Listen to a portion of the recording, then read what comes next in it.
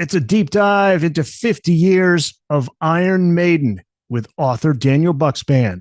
That's next on Booked on Rock. Welcome back to Booked on Rock, the podcast for those about to read and rock.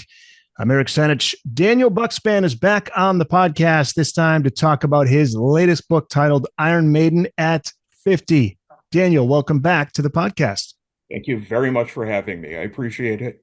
Another fantastic retrospective milestone celebration book put together by our friends at Motorbooks, an epic tribute. Tell us about what's in the book, how it's packaged by Motorbooks.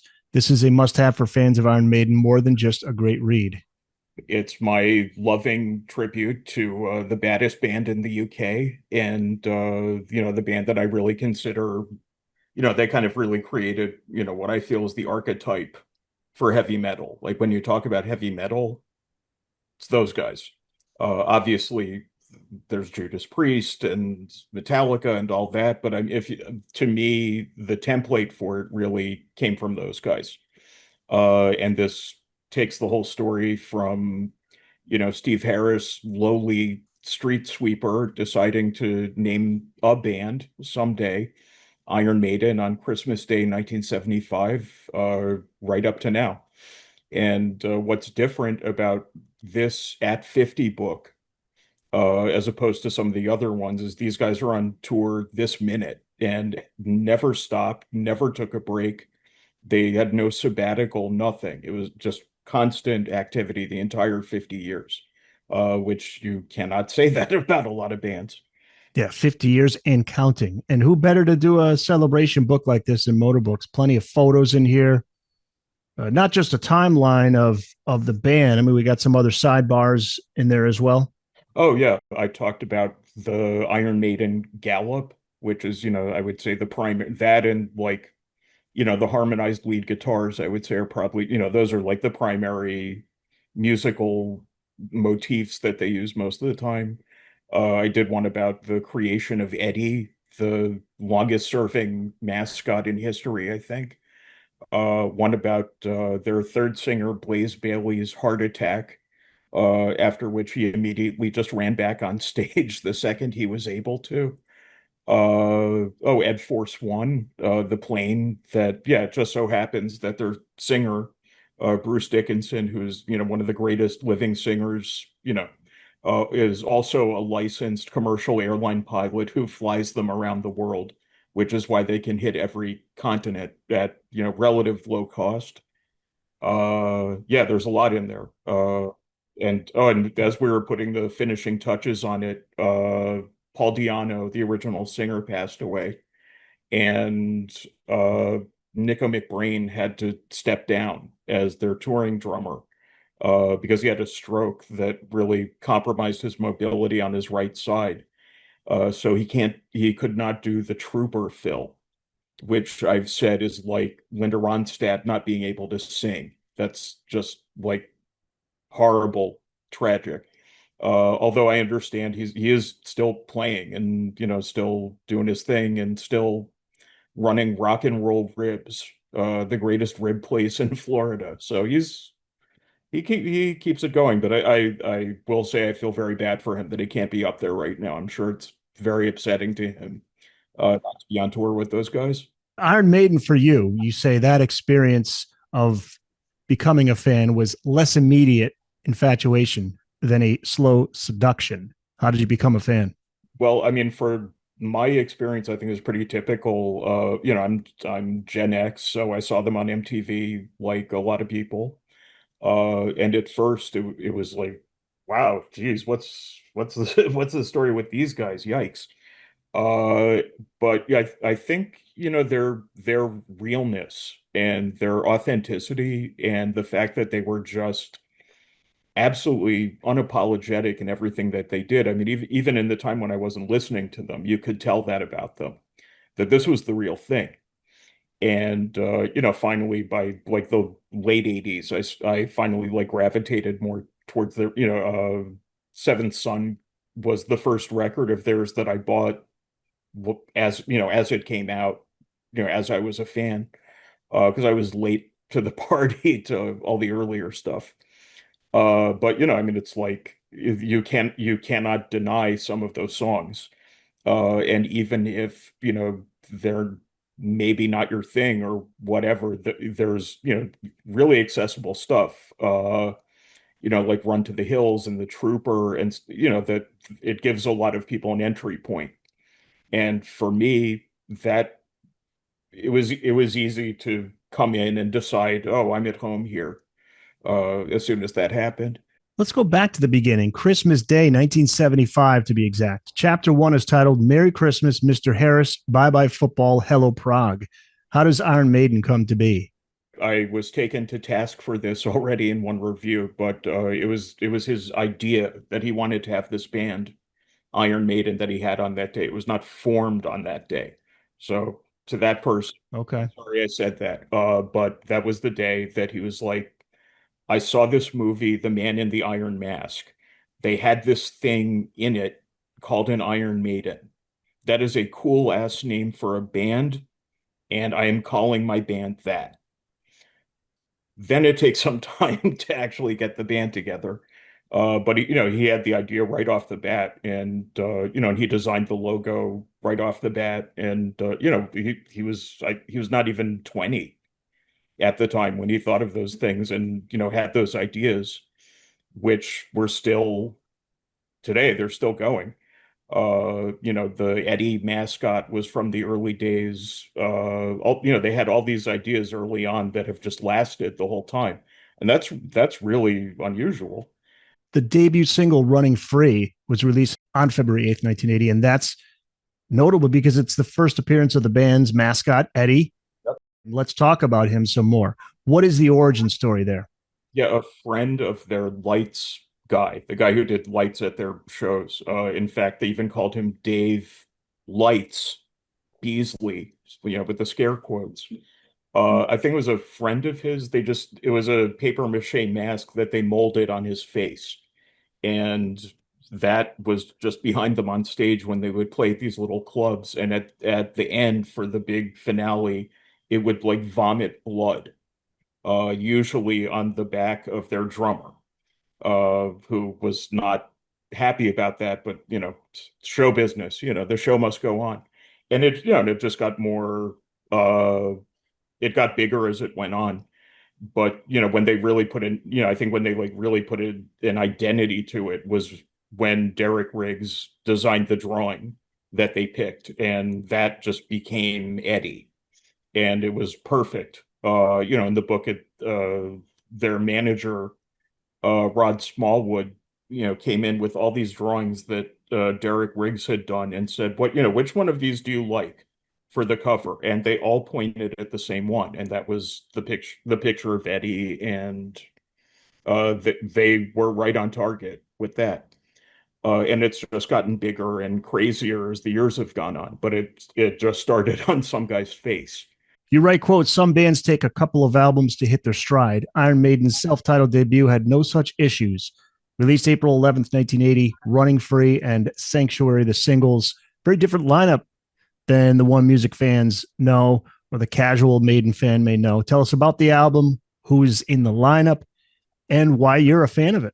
The original singer, Paul Diano, he does the vocals, and their lead guitar player on that was Dennis Stratton, who was a little bit older than the other guys in the band and not like 100% metal as they were, but he was just a very good guitar player, really good musician. And for him, he was really into, sort of the challenge of it, because it was not really his thing. But he said, their sound was very unique. They had their own edge, and I respected that. And so he was really approaching it in that way. Unfortunately, apparently he listened to stuff like Steely Dan and the Eagles in his off hours, and and their manager, like, that became this problem between him and their manager and Steve Harris, and he was asked to leave, which seems a little weird to me. But to me, he's like, when I listen to that record, to the debut, like, I can't say anything bad about that record at all. I think it's perfect from start to finish. All the playing is top notch. Everything is just completely on point. And I mean, to me, the thing that people listening to Iron Maiden today would be most surprised by is just how like raw and savage that first record is. But, because we think of them now, they're a lot more grandiose, I guess, in what they do. But at the time, they were like that was the sound of a band who would cut you. If you ran into them in an alley, they would cut you. And Paul Di'Anno even carried a blade around with him, you know. So they had just this real thuggish kind of energy that I think really worked for them in the early days. And did I mention all the songs are great on that first record? I skipped nothing ever. Well, do they revisit those songs? Yeah, they still do Running Free. The song Iron Maiden is on there, so they do that all the time. I mean, they do everything from their entire catalog. There is no period really that they downplay. Okay. So it's not a Sammy Hagar. I'm not going to sing the Dave stuff unless I absolutely have to. No, every Bruce Dickinson sang not all the material, but the material from both singers who were in the band when he wasn't in it. He had no attitude about it whatsoever. And I think Steve Harris sees the whole thing as kind of a continuum that we are Iron Maiden. This is what we've done. Some people maybe have come and gone, but Eddie is forever. And as long as, Eddie is there forever, so are all these songs. At least to me, that's kind of how I look at it. It's been it's been a consistent thing, regardless of whether, one person has been in or out of it. But they still do all the old stuff. They do the new stuff. Deanna was on another album. It's not like they removed him right away. He was on Killers and also a Live Plus One. Yeah, A Live Plus One was a live album, so that came before the second album. So Killers, I would say the same thing also about the debut. It is excellent from start to finish. Those are the only two Iron Maiden albums where I don't skip any songs when I listen to them. I listen to the whole thing start to finish. And it's like that Killers has a little bit of an edge on the debut for me because of a couple of the songs, but that is just like raw, savage stuff. And I think people who discovered them when the music was a little more slick, if they go back and listen to that stuff, they'll be very surprised by it. Chapter 10 is titled Did He Try Tea with Honey and Lemon? Maiden Parts with Deano. The title is a hint as to what led to Deano's departure. If you could talk about that, how he was relieved by the band's decision to let him go, which is interesting, and what he went on to do in the years after Maiden. He was not taking care of himself on the road. I mean, when you're singing, you really have to take care of your voice, or it will go. I mean, even singers who do take care of their voice, it goes out on them. Sometimes it just happens. But he was a young man and liked a young man's pursuits, and it was not good for him. And like that got to be an issue, but more for him what he said was, this thing is just going to get bigger and bigger. And I just don't know if that's what I want. And when, it was decided, okay, we're going to part ways now, he was actually kind of relieved by that, like you said, because now he didn't have, the band that they became, this like stadium packing entity, I mean, he had no way of seeing that they would become that, but certainly seeing like you're going to be on tour for the next 2 years. That does give some people pause, even people who are really committed and, because I know he was committed and, he was there during, the early days of the band when it's the hardest. But, after a while, it just became not right for him and not right for them, I think is the best way to say it. And then he went on to a solo career. Did he put out a lot of studio albums? Yeah, he did one band called Gaga Magog and another one called Battle Zone, and he also toured under just Diano and just under Paul Diano. And you could not stop him. He performed in a wheelchair for a while, as his health was really failing towards the end. So the guy was a lifer, totally dedicated. But the Maiden the Maiden plan is not for everybody. But I'm pretty sure he was happy with what he was doing, even at a smaller scale after that. And as far as money is concerned, he said those guys always took care of me. They did right by me. I'm good. Okay, I was going to ask, well, yeah, how were things between him and the band after he left? Did they maintain any kind of relationship? Yeah, and at the end, actually, they he got really sick with a bunch of things, and towards the end, Maiden paid all his medical expenses, Oh wow, which is, I mean, that's pretty solid. When their original drummer Clive Burr, he got multiple sclerosis and he couldn't play anymore, but they helped sort of customize his house and his car because he was wheelchair bound at that point, and they helped him with all those expenses, and they really did the right thing. that is so cool. Yeah, and everyone who was ever in the band is still has a connection to the band, and you don't hear Dennis Stratton from the first record or Blaze Bailey who sang from them later. You just don't hear them going like those guys. They're awful. You should never get in the same room with them. Those are terrible people. I mean, when they had to leave for one reason or another, they were not happy about it, obviously. They were upset by that, but they always stayed in touch with them and always had a good relationship. Uh, and to this day, it's still a good relationship. That's a great story to hear, especially in that business. That you don't hear those stories often. They have most of what I know about them, they've conducted themselves the right way and done the right thing most of the time. No one bats 1,000, as we all know. But from what I know, they've really tried to be above board in how they treat people. Iron Maiden at 50 is the book. The author is Daniel Bukszpan. Chapter 11, titled The Air Raid Siren, Bruce Dickinson joins. How does Bruce, once known as Yes, Bruce, while in a band, Samson, how does he end up joining Iron Maiden? And speaking of nicknames, what's behind that title, The Air Raid Siren? he was Bruce in a band called Samson, who were a heavy metal band, same time as Iron Maiden. And when Iron Maiden were first coming up, they opened for Samson. But then, like, Samson's label had some problems, and they eventually shut down. And eventually, Samson was opening for Iron Maiden, and I think they did Reading Festival. And it was clear that Samson was over after Reading Festival, but Paul Di'Anno was still in Iron Maiden, and Rod Smallwood, their manager, had a talk with Bruce Dickinson saying this is what we're planning, and it was kind of behind the scenes sort of thing that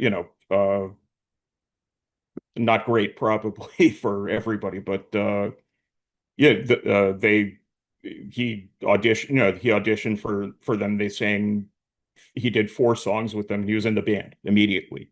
And and his nickname is the Air Raid Siren. And when I first heard that, I was like, that's great. That's fantastic. What a great name for him. Uh, and then it turned out, I found out it was a fan wrote in who really liked Paul Di'Anno. And this fan was very angry because he was like, "You got this new guy, and he sings all my favorite Iron Maiden songs. It makes them sound like an air raid siren." But they took he took it and was like, "Thank you." And Took a negative and turned it into a positive. yeah, yeah, it's like if when someone calls you the biggest jerk in the universe, and you're like, thank you very Exactly. much. Claim that. Speaking of that, Dan, what's funny? I had you on to talk about Ozzy's book. Mhm. Ozzy, I think, was it Ozzy at I'll say 75? 75, yeah. And I put up a highlight clip of when you were telling the story about the doves, Ozzy biting the head off the dove. And somebody commented they were not happy with me that I was laughing at the craziness of Ozzy. I wasn't laughing at biting the head off of an animal. That's not funny. And boy, she was just like, "You think that's funny, Eric? You're a jerk," or something like that. I said, "Oh my God." Usually I don't respond. I go, Oh my God, come on, please. Are we? Let's just make sure we're clear on this. I'm not laughing. The idea of biting a head off of an animal is not No, funny. you're not, but everyone on the internet has something to say. And if I may, you should have responded with, "Thank you. I hope it was painful." I should have taken, yeah, should have taken the Bruce Dickinson approach on that one. Oh my God, that just you reminded me of that when you mentioned that. Yeah. So Dickinson, the results are immediate with him in the band. 1982's Number of the Beast was their first UK number one, and it features two songs that are forever part of Iron Maiden history, which are Run to the Hills and The Number of the Beast. And everything seemed to fall in place with Bruce in the band, and not just vocally, because you talk about how producer Martin Birch really pushed him to sing higher and harder, and he did. But also, Steve Harris now can write music that he wanted to write all along. Now he's able to. Yeah. I don't know if people really knew quite what Harris had in mind. When he was thinking, maybe this Paul Diano guy that we have has some, as good as he is, he has some limitations. I don't know that he was necessarily thinking, I want that guy from Samson called Bruce Bruce. But I'm sure he was thinking like, maybe the next guy could have, bigger range or something like that. And it just so happens that, Bruce Dickinson is one of the greatest heavy metal singers in the world. And if everybody wants the greatest heavy metal singer in the world for their band, but he actually got it. So I don't know how much they understood his capability when they first got him, or if that was something that they sort of figured out once they were in the studio with him and everything. But when you listen to Hallowed Be Thy Name, the last song on Number of the Beast, no offense to Paul Diano, the late great Paul Diano, whom we love, he didn't have the range for it. I mean, the vocal range, it wasn't possible. He goes to Bruce Dickinson goes to very high in some parts of it and pretty low in other parts of it. And their performance in 1982 at Hammersmith of that song, which is all over MTV, very easy to find. I highly recommend it. His vocal on that is just amazing, and there's no part of the song that where you feel like, okay, he's just kind of winging it here, or okay, he's just kind of phoning it in here, or what. Like every part of it, he's absolutely on point. And that's just something about him that I found, throughout all of Iron Maiden's records is there's just no part of it where he does the easy thing. And so, every time we listen to them, it's, we're kind of taken into this sort of unexpected place that's a little bit beyond what we can imagine, and certainly beyond what we're capable of doing ourselves. And so that helped Steve Harris songwriting wise. He could write some pieces of music now that he couldn't before because of the vocal range. Yeah, and also just because of Dickinson also was a good songwriter. That's what I was going to ask. So, yeah, how much does he contribute to the songwriting? He contributed a lot, and the guitar player who replaced the guitar player on the first record, Adrian Smith, he and Dickinson ended up like kind of pairing up a little bit and writing songs together. And a lot of them I think are some of Maiden's best songs, like 2 Minutes to Midnight, which no Maiden concert can happen without it, Classic. I mean, that's just top flight Maiden right there, an excellent example of them at their best. So Dickinson, like, he really had a lot to offer, and again, it's, Paul Diano wrote lyrics too, he wrote music too, but it was just different with Bruce. It was just a different thing entirely. That's really the distinction. Clive Burr is on Number of the Beast. He plays drums on that album. But soon we would see the arrival of another beloved member of Maiden, Nico McBrain. The decision to remove Burr. He's partying too hard too. That is what he was told. He denied that. The way he told it, that he had to leave the band to go back home because they were on tour in America, and he had to go back home because his father died. And so Nico, who they knew already from this other band called Trust, was going to sit in for Clive while they did their tour dates. But when he came back, they decided they wanted to keep Nico. And the whole thing sounds a little like we don't really know what the whole story was there, because Steve Harris says one thing, Clive Burr says another thing, and you just kind of get the feeling the truth is somewhere in the middle. But again, these guys, I really have to kind of hand it to them. They don't get out there and just like talk a lot of shit about each other, and there's no feuding in the press, or they don't do that. They have here and there, but for the most part, they don't do that, even when they're out of the band. And Clive Burr said obviously he wasn't happy about it, and he thought it was a very unfortunate thing, but he just went on to his next band and got on with it, and played until he couldn't anymore. First album with Nico is 83's Peace of Mind, featuring Flight of Icarus and The Trooper, two more iconic Maiden songs. And the final track on the album is interesting, To Tame a Land. If Yes. it were up to the band, they would have called it Dune with different lyrics. You covered this topic in chapter 14, which is titled Revelations. Frankie Herbert hates Iron Maiden. Yes. He said so well, he had his assistant say so. Because they wanted to do this song about the book Dune. There's all these lyrics in it that are just come directly. I don't know if you've read the book, but it's directly. Yeah, I had the book. It's been a long time. The movie came out around that time, right? With Sting. The movie came out in '84, Yeah. so Peace of Mind was a year earlier, and I must give Steve Harris credit because a lot of the songs that he's written are based on the book, not the adaptation of the book. So he actually reads. He's a reader. Not a lot of readers in this genre, I gotta say.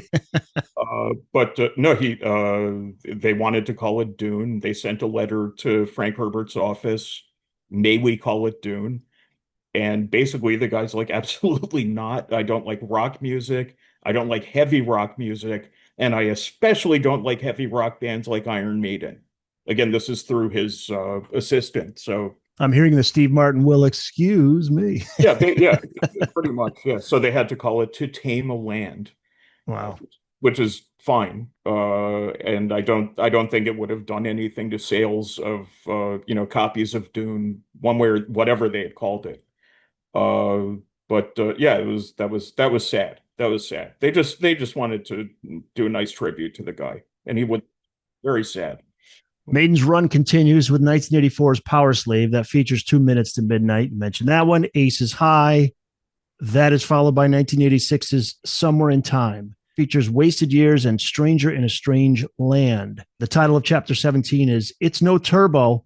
Iron Maiden gets a lunch break. Now, the title is referring to Judas Priest's controversial album from the same year, which I didn't even realize, which is Turbo, which is a notable change. Commercial, glam metal sounds, synthesizers in it for the first time. On Somewhere in Time, Maiden incorporates guitar synthesizers, so first for them as well. And it's, you say, the most slickly produced and ornately arranged thing the band had ever done. What response did the album get from fans and critics, and how did it fare compared to Priest Turbo? Priest Turbo is hated, but to this day. But a lot of that, I must be blunt with you, is because the songs are all terrible. It's not just the arrangement. The arrangement that's a problem, and all the synthesizers were a problem, but the songs are awful. If the songs had been good, maybe this would be a different discussion. All the songs on Somewhere in Time are good. That's really the difference. And also, it wasn't as like drenched in synthesizers as Turbo was. Turbo, the title just should have been, "We're using a lot of synthesizers on this one." You know, Yeah, there was, that would have been funny for the album title. I mean, and that's how everyone talks about it. So maybe, with Somewhere in Time, I mean, it still sounded like Iron Maiden. It's still the songwriting, it still sounded like them. And the keyboards are there, but they're not like, super obnoxious, like, who the hell are these guys all of a sudden? I do remember people complaining about it anyway, though.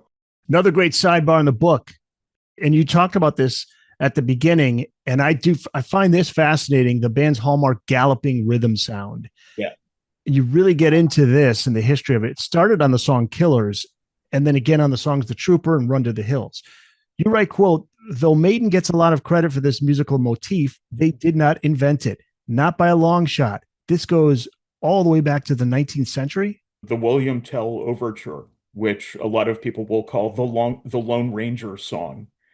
It has that sort of it basically has that rhythm to it and that sort of get, I don't know if that's the first time it ever appears in Western music, but it's the earliest famous example. And in music theory, it's two 16th notes and an eighth note for those of you listening at home who have studied music theory, but it's that like da da da da da da da da da da da. And you only find it in the William Tell Overture and heavy metal. It's such a like identifiably heavy metal thing. You do not see it in other genres ever, No. except in No More Words by the band Berlin. Other than that, Wow. yeah, I've never heard it. And I remember hearing that and being like, "Wow, they're doing the gallop. They're changing their sound." What's it Steve Harris that said? He's like, that's cool that we're associated with that, but we're more than just that. Yeah, but it's a pretty big deal, though. I mean, still, It's cool, man. Love it. it's really the thing they're known for, and they didn't do it first. That and certainly a lot of bands that were influenced by them really ran with it and did different things with it that were really interesting. Uh, but people just respond to the gallop all the time. New listeners, they just immediately respond to that, and just a very strong motif. It's hard not to react to it. Chapter 18 is titled Seventh Son of a Seventh Son. America Disappoints Steve Harris. You lead this with, quote, to many longtime fans, 1988 Seventh Son of a Seventh Son is the best album Iron Maiden ever recorded. Can I Play with Madness, The Evil That Men Do, and The Clairvoyant all from this one went platinum, but Harris felt it could have done better. What was his frustration with the US fans? And was he right? It was not quite as popular in the US as it was in the UK. And I think, wanted also that it was going to be even bigger than Somewhere in Time. But unfortunately, right around then, things were starting to change in the US in terms of metal. And, stuff like Metallica and Slayer and stuff like that was, 1988 when Seventh Son came out. That's the same year as And Justice for All by Metallica, South of Heaven by Slayer, State of Euphoria by Anthrax. I mean, that was really a moment of, thrash metal coming in. Metal fans here were still into Maiden, and they still bought that record, but here comes the new pretty girl, the younger, sexier, you know, I mean, they got through it because Maiden gets through everything. But I mean, I remember at the time, it was if you were into metal, most of the time you were definitely talking about Metallica or Slayer or something like that, and more classic stuff. Judas Priest, Iron Maiden, Dio was starting. I wouldn't say to decline, but people were into the new thing is probably more accurate to say. I'm assuming time has been kind to Seventh Son of a Seventh Son here in the States. Oh, well, I mean, first of all, like I said, there are some Maiden fans who absolutely swear by that record, and they're like, that's the one. That's their best record. That's it. And you cannot tell them otherwise. They will fight you. But yeah, no, I mean, it's, now, everyone is like, "Oh yeah, I loved that record. That was great. I loved it right when it came out." But it's really solid. It's great all the way through. Can I Play with Madness is probably my least favorite song on it, but it's still a really strong record. It's got great stuff on it. And if you like concepts, it's united, it's unified, and it's great stuff on it. Chapter 20, titled Agonizing, a member of the classic lineup moves on. Another quote from you here. Iron Maiden's classic 1980s lineup ended in December 1988 after a tour ending performance at Hammersmith Odeon in the band's hometown of London. No one knew it yet, but the lineup was about to fracture. So let's talk about the departure of Adrian Smith in 1989. He felt that the direction that the band was going in creatively, where it was progressive and there were synthesizers and these epics, was really the way to go. And as they were starting to talk about the next record that they would do, Steve Harris was talking about that he wanted to really, strip it down. This may have been kind of a reaction to like what was going on in the US with thrash metal, possibly. That's a theory of mine. I don't know if that's the case or not. But he was like, we're going to strip everything down and the stage sets are going to be small. We're going to take it way down. And Adrian Smith didn't want any part of that. He said that he thought the direction that they were already on was great and he really loved it. And he couldn't see any reason to deviate from that at that point. So he left. And he took a lot of good songwriting with him, unfortunately. And to me, the results on the next album, the stripped down one, you can tell that they lost a very important part of the picture when they lost him. Because No Prayer for the Dying, in my opinion, is the absolute worst record they ever made. There is nothing good on it. And I can completely understand if someone told me Adrian Smith bought that record, took it home, put it on, and went, "Oh, thank God, I left at just the right time," I would believe them. That bad. What about Fear of the Dark? That came in 93. Fear of the Dark, I feel, is marginally better because instead of having no good songs, it has two good songs. One of them is the title track, which they still play. But no, I feel like at that point they were kind of pulling in different directions, and like maybe just not, I mean, like I said, they never phoned it in. They were never like, let's just throw something out there and we don't care. But you can still care and put a lot of effort into something, and it doesn't get across for whatever reason. And on the rare occasions when I ever listen to those records, it just always feels like something's not right here. It's very much like Black Sabbath's 13 album, where when I listen to that, I'm sort of like, well, there's nothing wrong with it. I hear all the things I'm supposed to hear, like all the Maiden things you expect to hear are on No Prayer for the Dying and Fear of the Dark, but it's like it's just there's something beyond that that's not there that and you notice it, you miss it. I can't say what it is, but something is not right. I don't know. Yeah, well, and Bruce Dickinson, he wouldn't be there much longer. He leaves after Fear of the Dark. This was a risk that he was taking. He knew it was a risk, but he still did it. What was his reason, and how did his bandmates respond? There had been a couple of moments up until then when he felt like Iron Maiden should do this. And like on Somewhere in Time, he submitted a bunch of acoustic songs, which, would not have fit in and were, in my opinion, rightly rejected. So he doesn't have any songs on that album at all. But I think for him, that was a little bit that that was a little bit alienating to him.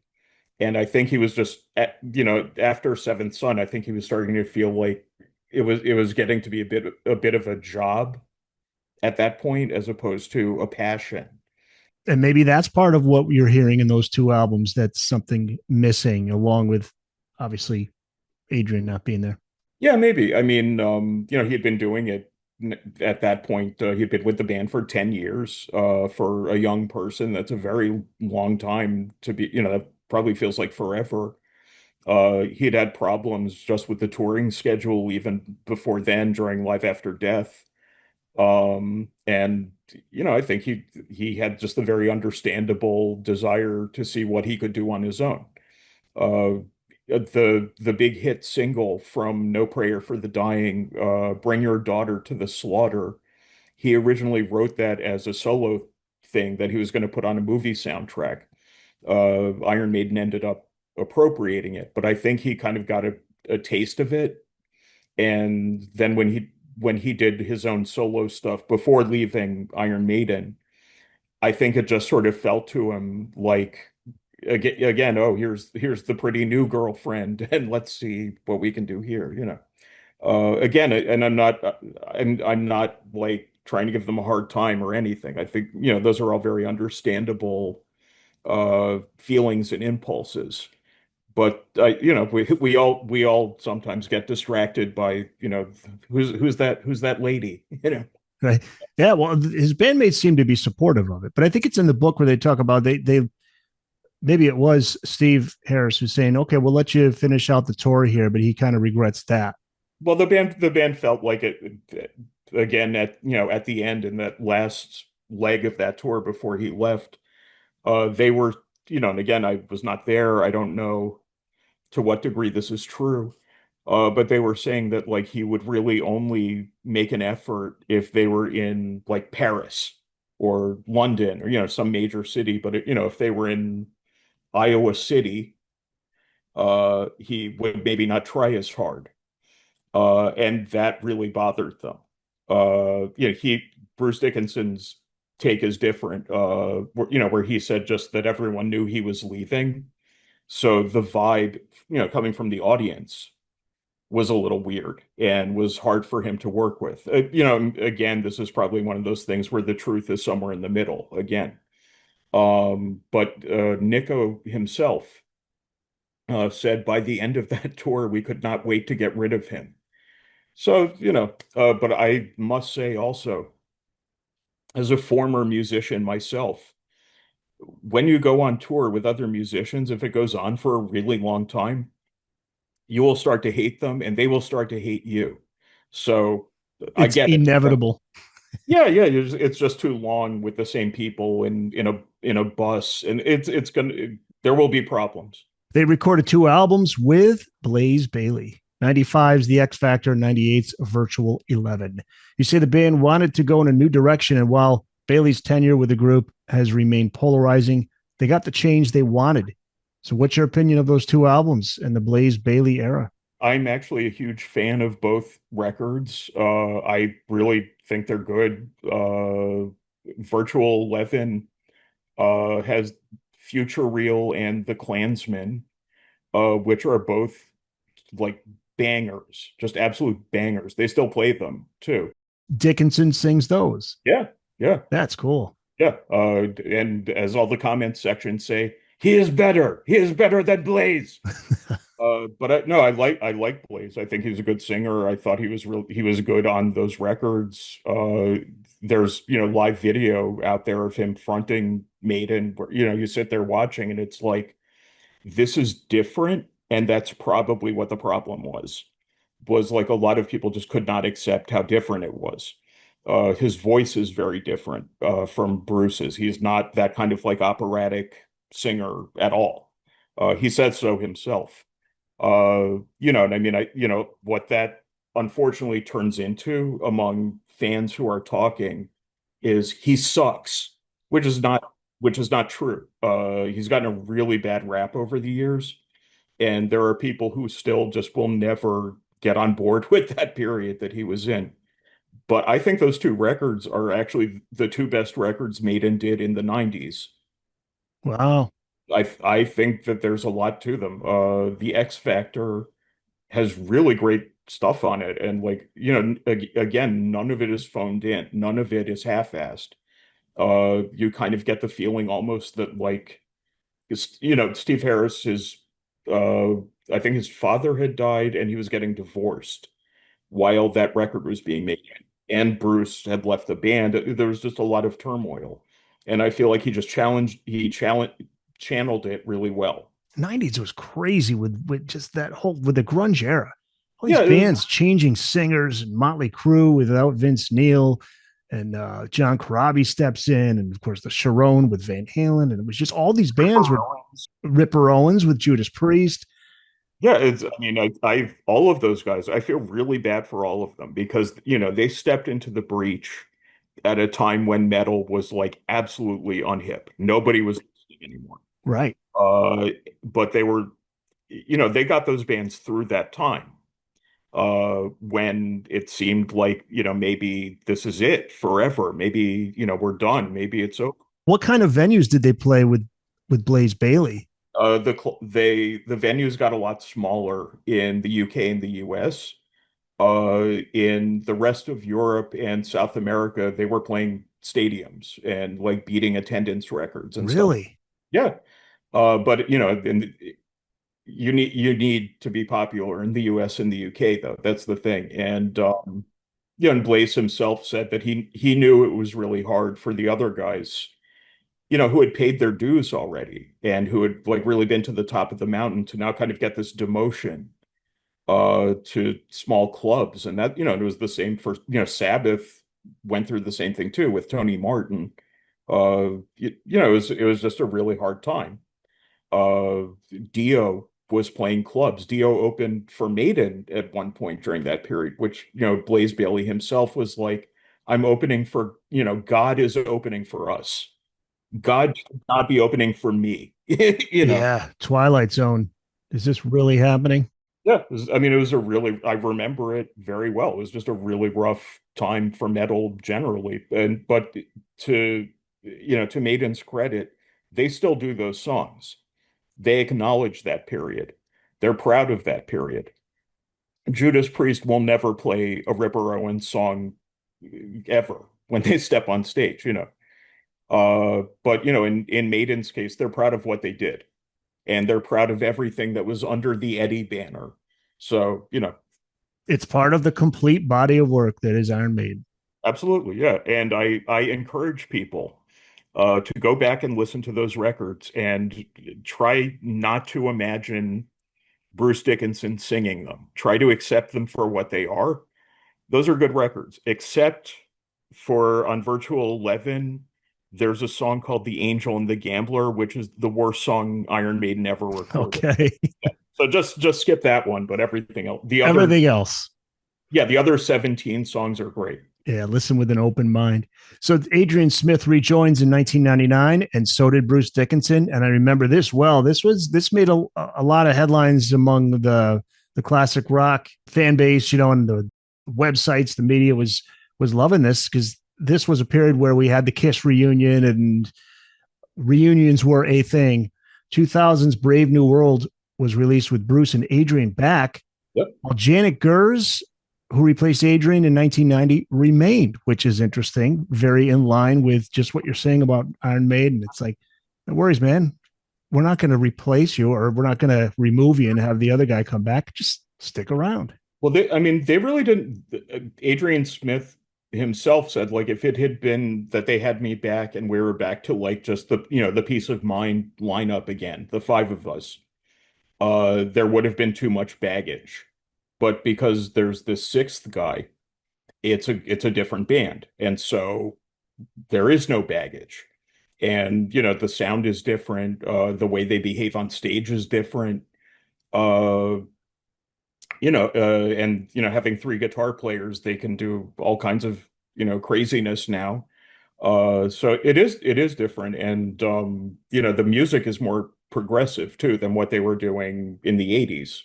And some of that progressive sound I do feel started with Blaze, because that's when the song started to get more epic and 11 minutes long, although they had done long songs already. But they really kind of took that and ran with it when those guys came back. The Wicker Man, Out of the Silent Planet. Those are the singles. A number 39 album on Billboard, number 7 in the UK. The reunion tour, big success. I saw them on that tour. I think they were on, were they on Ozfest? They were on Ozfest in 2005, and there was an incident. Uh, Okay. but yeah, supposedly there was this whole thing where like Sharon Osbourne was throwing eggs at them. Yeah. They were playing. Yeah. Fine, whatever. What I would really like to say though about the Ozzy camp and the Iron Maiden camp is that when Ozzy passed away, Maiden put out a very nice statement saying like, this guy, none of us would even be here without him. He is, fundamental to this music that we make and that we love and we make our living off of. And then after that, they go, our sincerest condolences to Sharon and the entire Osborne family. So they did it exactly right as I saw it. And, they said nothing about whatever may have happened in the past or whatever. They were totally classy about it. And that to me says a lot It about does. who they are as people. Yeah. Yeah. And then the legacy of Iron Maiden following that successful comeback album and tour, it just gets bigger and bigger and bigger. The tours expand. In 2015, the Book of Souls album hit number one, number four in the US, number one, I think, in the UK.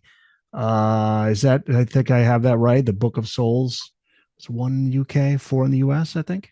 But they had hit number one with the album before. 43 countries. Yeah, I mean they were yeah, Final Frontier, the one they put out in 2010, the one before Book of Souls. Okay. I think that was the first one to go top 10 in the US, I think. Uh Sorry, I'm getting all my different Billboard charts mixed up here. But yeah, I mean they were a stadium band and selling in stadium band quantities at that point, you know. And it's funny because to a lot of people, Maiden is an 80s metal band, but they have never been bigger than they are now. And last 20 years, I mean, they're 100 times bigger than they ever were. Uh, you know, and most, you know, a lot of it is because they can fly around on their own jet, so they can play places like India and Saudi Arabia and New Zealand, that most bands just skip those places because they're too expensive to get to. And it's not worth it for most Not bands. cost effective. Yeah. Yeah, for them, it's cost effective. And you know, they did other things. You know, this again, this kind of resides in rumor land, but I put it in the book anyway. Supposedly, they were following BitTorrent traffic and seeing where the places were where the most illegal downloading of Iron Maiden music was happening. And they said to themselves, let's tour in those places. Brilliant. If it Wow. happened, If it's if true, that happened, allegedly, if that right? that's I brilliant. remember that in the early 2000s, BitTorrent Yeah, yeah, file sharing. yeah, yeah. And Gene Simmons said we're going to sue all of those people who download Kiss albums, and Iron Maiden said we're going to tour where all those people are instead. And so they have a huge following in South America and Eastern Europe, you know, and all these places where it's hard. They don't, you know, you don't have a record store around the corner.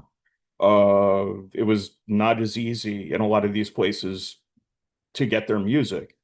But you know, even in the 1980s when they played in Poland, when it was still a communist country, and you know, getting one of their records was just completely out of reach, people would smuggle them in.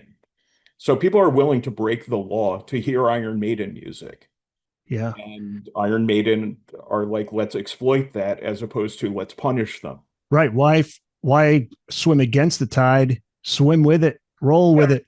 100, yeah, 100%. And they did the right thing, in my in my opinion. It paid off for them. Yeah.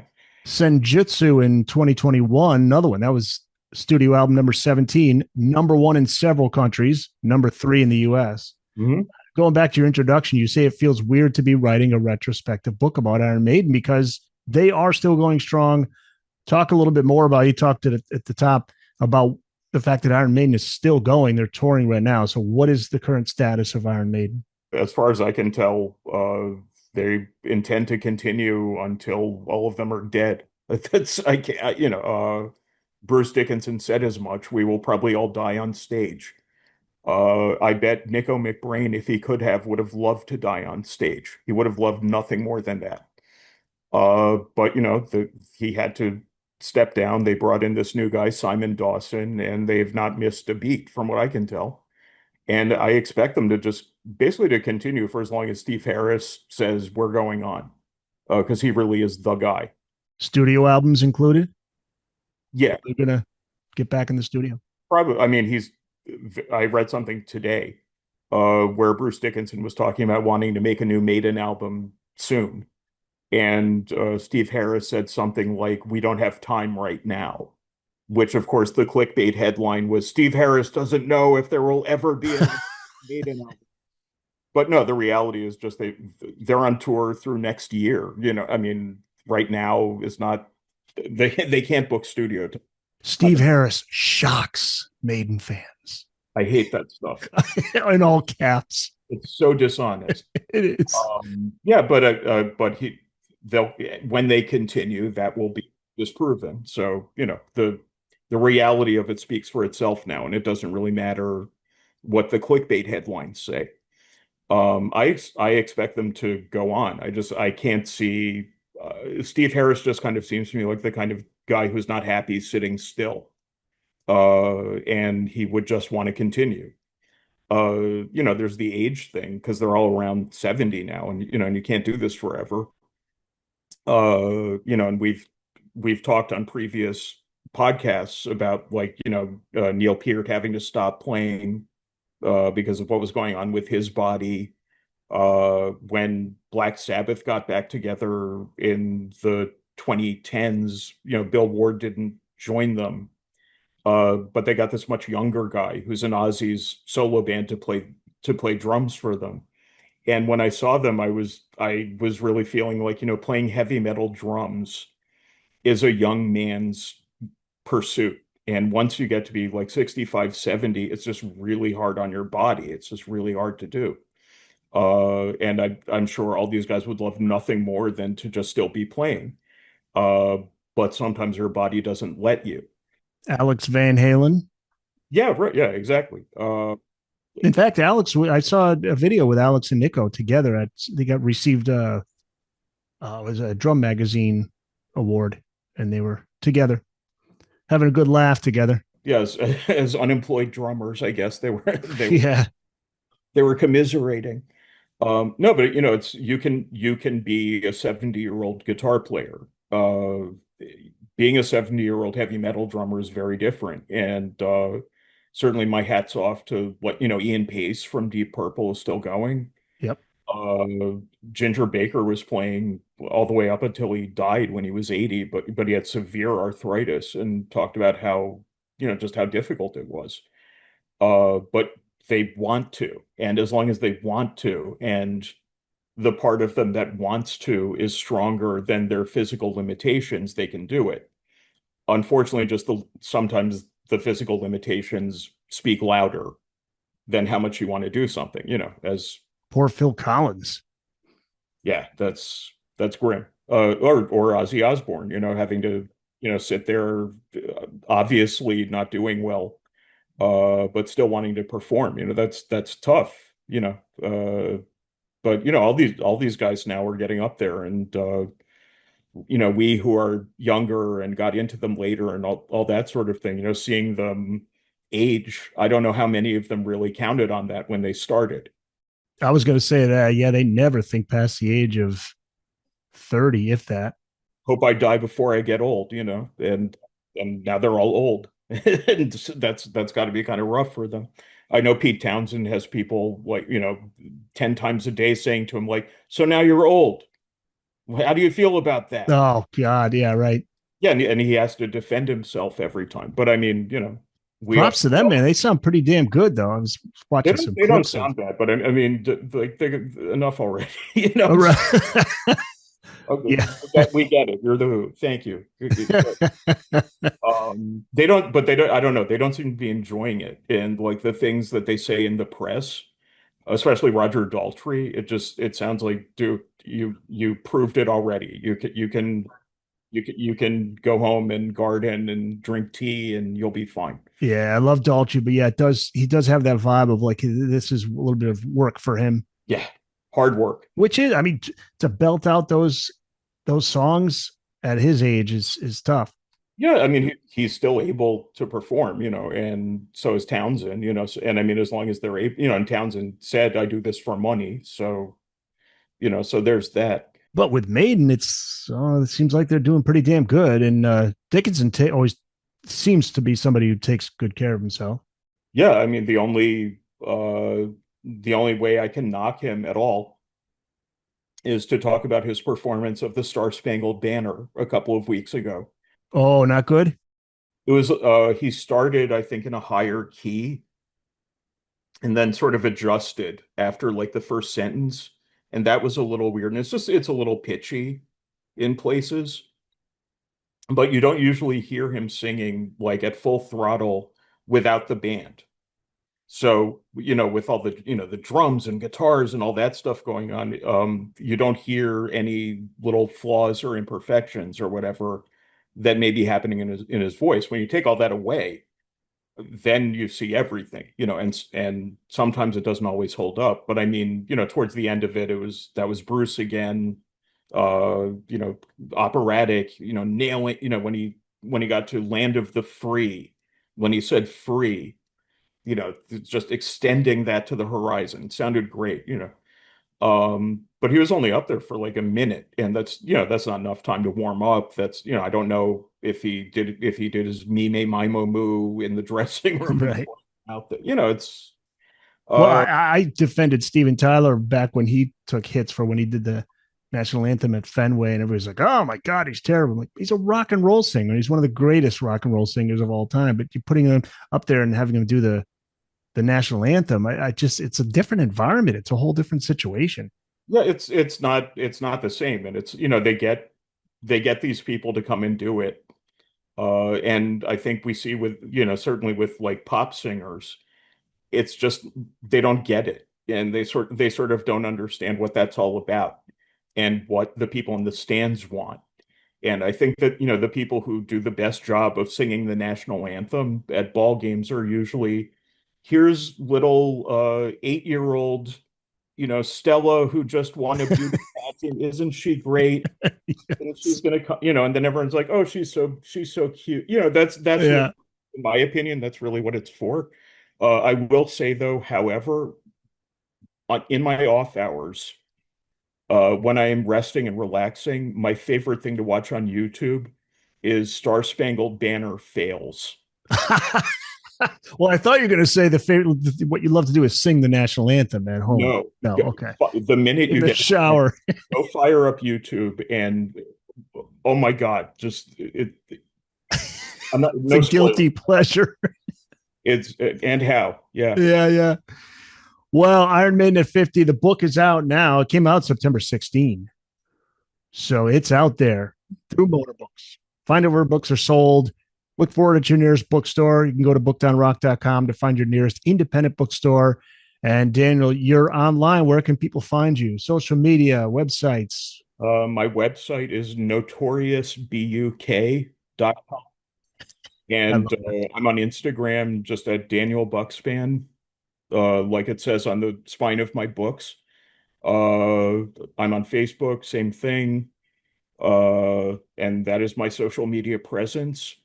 And if you want to just mail money to my house, I take cash. All right. That's the maybe the greatest website domain name, notoriousbuk.com. I wasn't going to make people spell my last name.